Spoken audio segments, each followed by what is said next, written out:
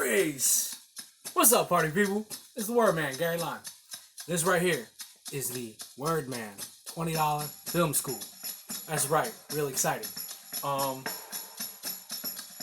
What you're listening to right here, this is Isaac Hayes with, what is the name of it? I'm trying to remember. Run, Faye, Run. That's what it's called. It's a pretty good one, too. This right here, though. So the way Wordman $20 film school works, take about 20 bucks, run up to a movie store, buy a bunch of movies for a friend, come back here, we talk about the movies while we listen to dope music. And this is a very special video because it goes out to my friend, Mr. Etienne Melton. What up, Captain? Nice, right?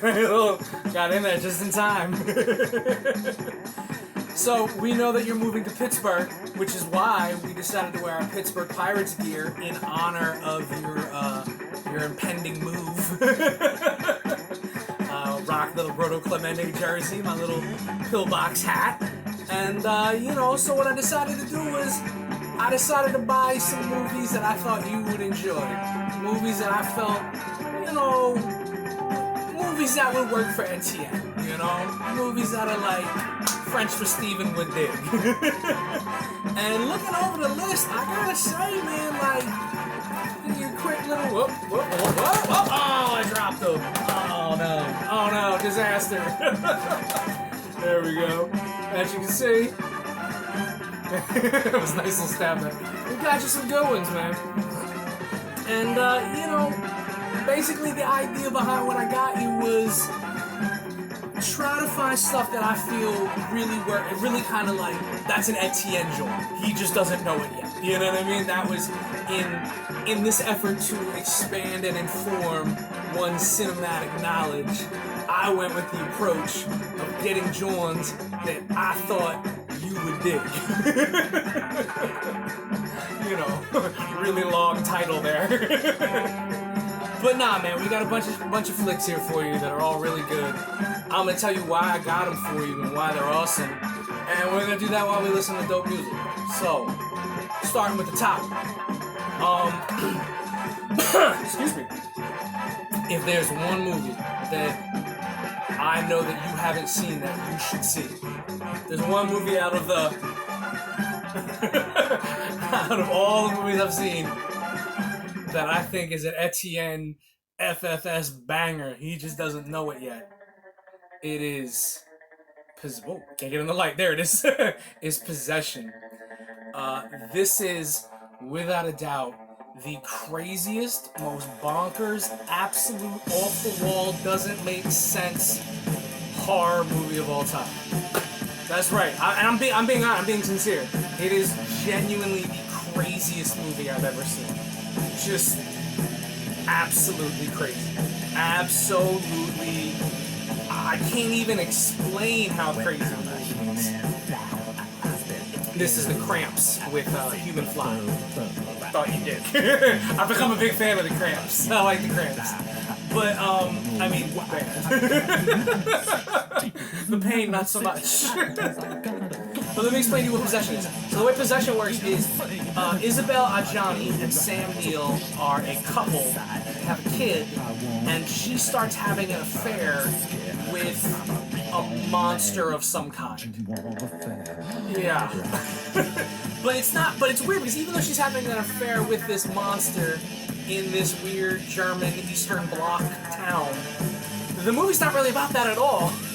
It's really kind of like, I guess you'd say it's more about the weird psychosis these two characters have. The sort of like the weird energy they bring. It is, I can tell you this for Michelle Adjani, who you'll know from, Michelle Adjani she was one of the Johns in Nosferatu. Werner Herzog in Nosferatu. Sam Neill is the guy from Jurassic Park, the whatchamacallit, Grant, Dr. Grant. So I'm trying to remember his name. But the movie's really just kind of about how weird the two of them are together, and just the weird, how crazy they are. I can tell you, having seen every movie ever, being a big movie nut, as I'm sure you well know, I can't think of another female actress, another female performance in a film that is as incredible as Isabelle Adjani's performance in this. It's literally that dope. It's literally on some other, just completely bonkers. Nothing else is like her performance. I can't think of another movie where another actress puts in that kind of work. That's how good it is. And it's just crazy. I don't necessarily know that I'll ever watch the movie again. I saw it on the big screen and it was just... It's a lot to take in. And you know me, like, you know the kind of horror movies I like. This is not one of them. This is a different kind of horror movie altogether. It's the kind of movie that Etienne would love. He just hasn't seen it yet. So, bomb. We got a bunch more to go through here, so I should speed this all along. This is Barrington Levy, the mellow canary himself, with Poor Man Style, which you know very well. You know, making ends meet, baby. So, the next flick I got for you is The Manchurian Candidate. This is a good one right here. It's a John Schlesinger movie? Or no, not John Schlesinger, excuse me. John Frankenheimer. It's not John. Why do I keep saying John? I forget the guy's first name. Now I'm sort of oh, it is John Frankenheimer. Excuse me. I thought his name was Tom. Anyway, this is one of so in the 60s, basically Hollywood films were kind of not working like they used to, because they were kind of losing grip with what the audiences wanted to see, which is kind of how inadvertently you get all those great 70s movies. In the 60s, they were like, throw it against the wall and see if it sticks. And what's weird is there's these sort of odd handful of films in the 60s that have Hollywood studio backing that are just highly subversive, highly dangerous in content, and not the kind of movies that Hollywood would make. And they made them. And it's weird because in the 60s there's this there's these group of years in the 60s where there's about a dozen or so movies that come out that all kind of live on that left side of things. What's great about it is that as a movie unto itself in a vacuum, they're brilliant. But because of the Hollywood system and the time period, the movies tend to not be very financially successful, which is the great pity, of course, of all great art. But this one in particular has a more somewhat tragic scenario. So Frank Sinatra, who plays who's the supporting actor in this, explain what the movie's about. Frank Sinatra and Lawrence Harvey are two friends who were in the military together during the Korean War. They were brainwashed. And Frank Sinatra realizes they've been brainwashed and thinks that Lawrence Harvey was brainwashed as well. And it just goes crazy from there. And it all kind of centers around an assassination plot. It also stars Vivian Leigh from Vertigo and Angela Lansbury, who is insanely awesome in this movie. You will never look at Murder, She Wrote the same way ever again. But the part that's genius is that the studio didn't want to make the movie. Frank Sinatra, I think the director, Richard Condon, it's based on a book by Richard Condon. They ended up getting the movie made with the help of John F. Kennedy, because he really loved the book. And then, of course, we all kind of know what happened to John F. Kennedy. So it's this really weird, trippy, it's really the one movie John Kennedy kind of flexed his muscle on to get made is a movie about a presidential assassination. Come on, man. That said, it's a really, really, really good movie. It's the kind of movie you would really like, but not necessarily know to put on. And it's the kind of subversive movie that at one point Hollywood was on its way to making, and then doubled back. Doubled back way hard. It's a great flick. The remake isn't bad either. The remake has Denzel Washington, Liev Schreiber, and Meryl Streep. It's pretty good, but the original is just better. What you hear right here, this is Mary Lou Williams. Mary Lou Williams is one of the legends of jazz, one of the unheralded legends of jazz. She's a jazz piano player. And here she is playing with a group known as the Trumpet Giants, which features Dizzy Gillespie. So, yeah, it's a good name for them. And so it's Mary Lou Williams and Dizzy Gillespie and a bunch of others. And a song's called My Man. It's a really good song. Next up, so we got, how to put it, a Sam Peckinpah, an uncomfortable, unsettling Sam Peckinpah double feature for you. And the first one is Straw Dogs. This is a movie for you. Explanation of the plot. My phone is making a noise. I should probably look into that. Anyway, explanation of the plot. Dustin Hoffman plays the most beta male dude ever, and he's married to this woman named Susan George, who is very hot, and my phone continues to makes noise. I should look into that. Anyhow, they're married. They move to this like middle of nowhere cottage in England, and then there's a home invasion. And the home invasion is where things get very uncomfortable. The movie has themes on... The movie's arguably... The movie's main theme is misogyny and violence, which is not exactly something that, you know, gets people going to the theater. But it's a really interesting take on those two ideas. On those two themes, rather. And it's a really uncomfortable movie to watch. Like...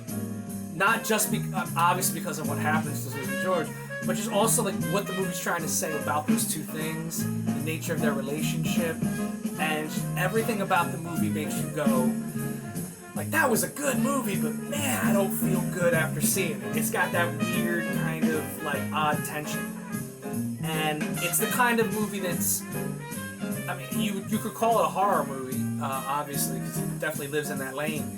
But it doesn't feel like a horror movie. It just feels like an unsettling movie. Like, I gotta go put on some Disney shit after this. It's the kind of movie I think you would really enjoy, though, which I don't mean that as an insult. I know now it sounds like one, but I don't mean it as an insult. You would really, really dig it. It comes with a whole bunch of bonus features. Keep an eye out about bonus features. And it's a really, really solid film. It's really good. It'll really kind of make you dwell on where you're at. Plus, speaking of which, you know, the idea of you moving to the middle of nowhere with some John, like, you're gonna find some parallels there. so be ready. In any case, Straw Dogs, check it out. The second half of the Peck and Paul double feature is one of the greatest titled films of all time. You know how I am about titles. I'm very particular about titles. This is one of the best ever. Bring Me the Head of Alfredo Garcia. How great a title is that, man? Come on, how great a title is that? So, this is probably Peckinpah's last great movie. Some people don't think it's great, but those people are wrong. It's a great movie. It's just out there. It's a guy who's kind of like got the last tetherings of greatness. You know what I mean? Quick explanation of it. Warren Oates is a drunk piano player in this border town, and he gets hired to, as the title might suggest, bring back the head of Alfredo Garcia. Now, Warren Oates knows Fredo Garcia, or rather, knew Fredo Garcia. So he goes back to get the head, and the head of, and brings Isela Vega. Isela Vega is the former girlfriend of Alfredo Garcia, and she's kind of with Warren Oates now.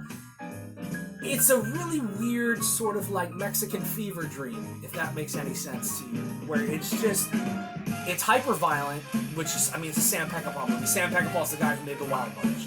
So, if you want to know who Quentin Tarantino watches in order to figure out how to make violent movies, he watches Sam Peckinpah movies. So you've got two of the more violent ones to check out now.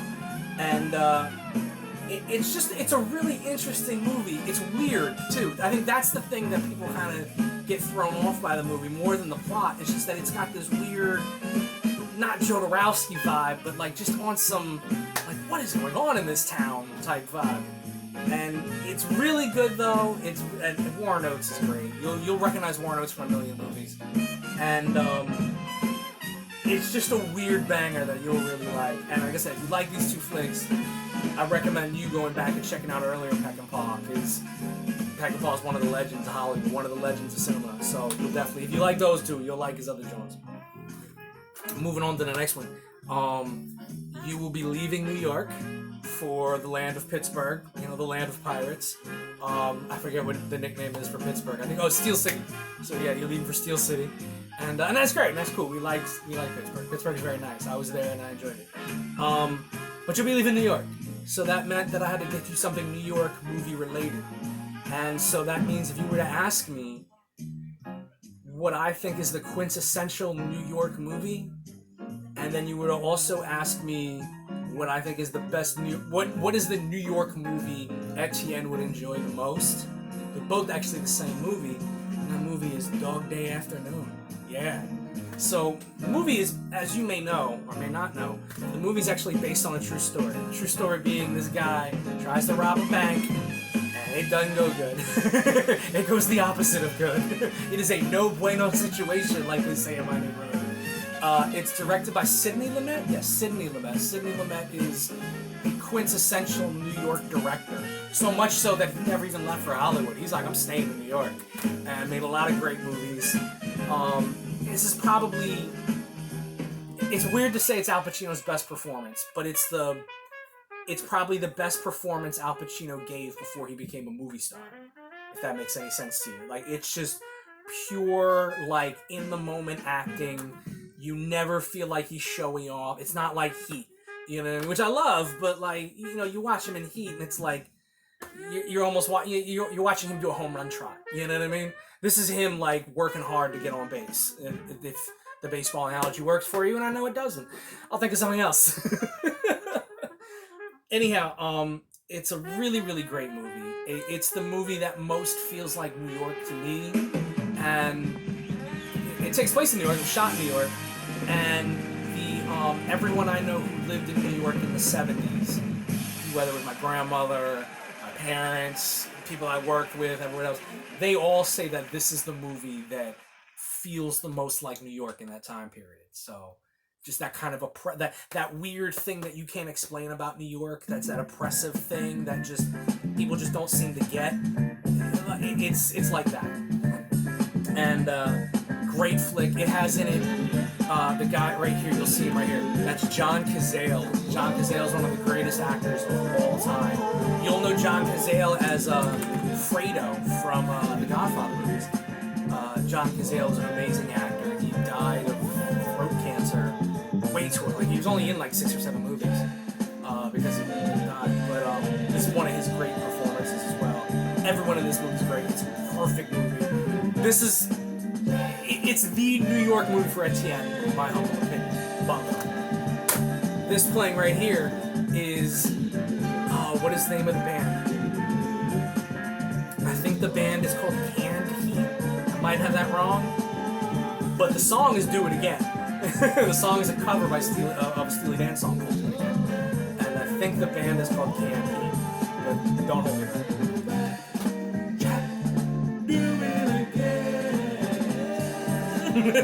So, next up, we had talked about this on the phone just recently. Mr. Stand By Me.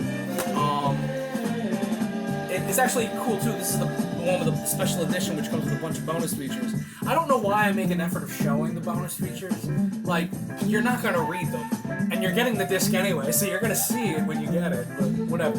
In any case, I was thinking about this, and if I had to pick one movie, my favorite non-horror Stephen King movie. Favorite non-horror Stephen King movie. There is a good question for you. And we're going to go with Stand By Me. I really think that's... Yeah. Moving on. So, I came with the question...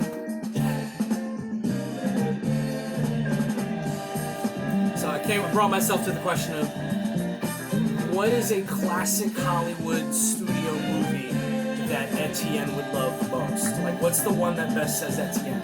Because I know that you don't watch a lot of classic Hollywood because, well, probably for lots of reasons. I mean, you watch more than most, but like, you know, I know that that's not a, you know, the classic Hollywood period doesn't really produce a lot of films that are necessarily in Etienne's wheelhouse. Which is fine, there's nothing wrong with that. It is what it is, you know? But if you were to ask me, personally, what I think is of all the classic Hollywood, what's the one that I think, well, that's the Etienne joint? Again, he just doesn't know it yet. It would be The Hustler. This is a classic film. Every time they do one of those, like, top 100 American films ever, The Hustler's always on the list. It's Paul Newman's... It's weird to say it's Paul Newman's breakout performance because he's in like other movies before this where he's amazing. Paul Newman's one of those actors who, I'm trying to think of how to explain it. I think I said this earlier to someone else. That Paul Newman's kind of like Picasso in a way because like Picasso has periods where it's just like when he's like, periods of different eras of greatness, and Newman's the same way, and you probably can't find a better young Paul Newman than The Hustler. It's a really great. You won't stop. The Beasties. Quick explanation of the plot. The Hustler is Paul Newman's a pool shark, and he thinks he can make it all the way to the top, and by making it to the top, he's got to beat Jackie Gleason. Jackie Gleason's fast play. What's his name? Oh, Jackie Gleason plays a guy who plays Minnesota Cats. I couldn't remember the guy's name. So it's a pool movie, but it's really great. It's way more than a pool movie. Way more. It's subtle. It's brilliant. The acting in this movie is so great. Great story, great performances. Piper Laurie is really great. This Piper Laurie you'll know from that's the mom in Carrie. So there you go. So also a bunch of bonus features. Bonus features. But like I said, it's of all the classic Hollywood movies, it's the one that I think you will dig the most. So there's that. So next thing I wanted to mention is, so while going through all these and kind of compiling a collection for you, I wanted to try to pick a movie that I wanted to make sure I included a movie that was somber, that was a quiet meditation on just the quiet necessities of life. A very peaceful movie, a very elegant movie, something that kind of says like tranquil serenity, that kind of like easy, calm movie. So I got you Overlord. Yeah, got you on that one, right? Come on, you fell for that, fam. Come on now, you fell for that. What am I going to tell you that you don't know? You're the one who recommended this movie to me, and I watched it, and you were right. The movie's awesome. The movie's so great. They kill Nazis. That's great. That's all I'm going to word. That's a good one, man. That's a movie you recommended, and it works out very well. So, next up, I only got a couple left here. I came across this at a store, and I wasn't going to buy it because I knew there were movies I assumed you already had or could easily find or what have you. And then I saw one of the movies that was in there, and I was like, oh no, we got to get this one. Like, it's great. So it's the 90s triple feature. It includes Escape from New York, of course, John Carpenter classic, right? Can't go wrong with that. It includes Schwarzenegger's Terminator, classic. My favorite of the Terminator movies, in fact. I like the first one better than the second one, in fact. But I didn't buy it for those two reasons. I bought it because it includes Patrick Swayze's Roadhouse. Yep, that's why I got it for you. I don't know why you like Roadhouse. Fam, I've known you for a long time now. Has it been like 5-6 years at this point? So I've known you for 5-6 years. I know you are a fan of this movie. I know you're a fan of this movie so much that you've recited the movie to me. I just don't know why. I am decidedly not a fan of it. I don't hate it.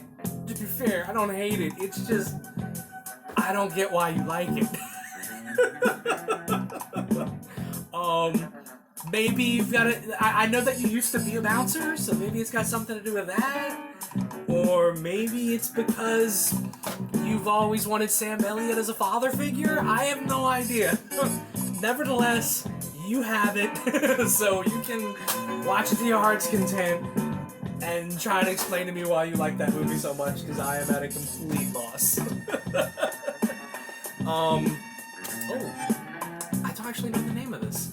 I think this is Night Train. I think it is, yeah. I think it's Night Train, but I might have that wrong, so I'll include a link below so you can figure out that. But we're actually up to the last one, and as you may know, we here at the Wordman $20 Film School, we have a tradition. And the tradition is, we include one movie by John Landis. Why? Because it's John Landis, that's why. It's the God. So I was like, alright, well if I'm including a John Landis movie for Etienne, which one's it gonna be? I mean, I was like, there's a lot of ways to go. I could go Coming to America, I could do Trading Place, American Werewolf in London.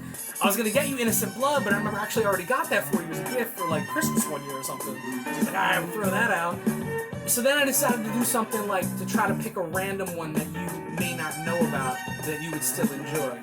And that is John Landis's documentary of sorts of Don Rickles. It's called Mr. Warmth. And this is pretty cool. So basically what it is John Landis was it's nice. I wish I remember what this was called. John Landis was actually in a couple movies with Don Rickles back in the 60s. Fast forward all these years later, Don Rickles is doing this show in Las Vegas, and John Landis records it and releases it as a movie. So it's basically Don Rickles' Las Vegas stand-up act, along with a bunch of people talking about how great John Landis is, or talking about how great Don Rickles is. I know you'd be a fan of Don Rickles style humor. I know I am too, so that's why I know you'll enjoy it. So hopefully, you'll get a good kick out of it, and it's the kind of humor that you and I can appreciate. And like I said, man, we got you some bangers there, baby. And like I said, these are these are all for you. They are gonna go in the mail probably. I don't know. They'll be whenever you're in Pittsburgh. They'll be there, so don't worry. But yeah, we're all happy about your move, man. Congratulations. Looking forward to hearing it. So much so you made me pull out the Roberto Clemente jersey. But nah, man, we're really excited for you. It's really awesome. We're glad that you're taking that, that next step on. That's pretty cool. And yeah, man, we're all pretty hyped for you. I think that's everything. I can't think of much else. Yeah, so we're gonna sign off here. So do good. I'm gonna catch up with you next time I catch up with you, whether it's in Pittsburgh or whether you actually come back here to visit. And yeah, signing off from the great nation of Brooklyn. It's the Wordman, Gary Lime. Peace.